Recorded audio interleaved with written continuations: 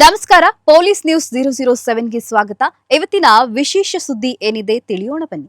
ಅಪ್ರಾಪ್ತ ಬಾಲಕಿಯರ ಮೇಲೆ ಲೈಂಗಿಕ ಅತ್ಯಾಚಾರ ಪ್ರಕರಣ, ಆರೋಪಿ ಬಂಧನ.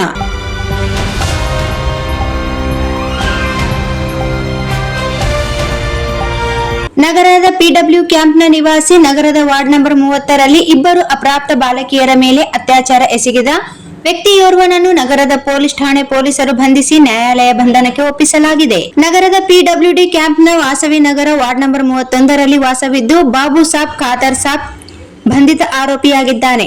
ಈತನು ಇಬ್ಬರು ಬಾಲಕಿಯರ, ಒಬ್ಬರು 8 ವರ್ಷ ಇನ್ನೊಬ್ಬರು 9 ವರ್ಷದ ಅಪ್ರಾಪ್ತ ಬಾಲಕಿಯರ ಮೇಲೆ ಲೈಂಗಿಕ ದೌರ್ಜನ್ಯ ಅತ್ಯಾಚಾರ ಎಸಗಿದ ಈತನ ವಿರುದ್ಧ ನಗರದ ಪೊಲೀಸ್ ಠಾಣೆಯಲ್ಲಿ ಪೋಕ್ಸೋ ಕಾಯ್ದೆ ಹಾಗೂ SC/ST ಕಾಯ್ದೆ ಅಡಿಯಲ್ಲಿ ಪ್ರಕರಣ ದಾಖಲಾಗಿದೆ. ಈ ಪ್ರಕರಣವನ್ನು ಪರಿಗಣಿಸಿ ಎಸ್ಪಿ, ಡಿವೈಎಸ್ಪಿ ಇವರುಗಳ ಮಾರ್ಗದರ್ಶನದಲ್ಲಿ ನಗರ ಪೊಲೀಸ್ ಠಾಣೆಯ ಟಿಐ ವೀರಾರೆಡ್ಡಿ ಅವರ ನೇತೃತ್ವದಲ್ಲಿ ಪೊಲೀಸರ ತಂಡ ಅತ್ಯಾಚಾರ ಎಸಗಿದ ಆರೋಪಿಯನ್ನು ಪತ್ತೆ ಹಚ್ಚಿ ಬಂಧಿಸುವಲ್ಲಿ ಯಶಸ್ವಿಯಾಗಿದ್ದಾರೆ.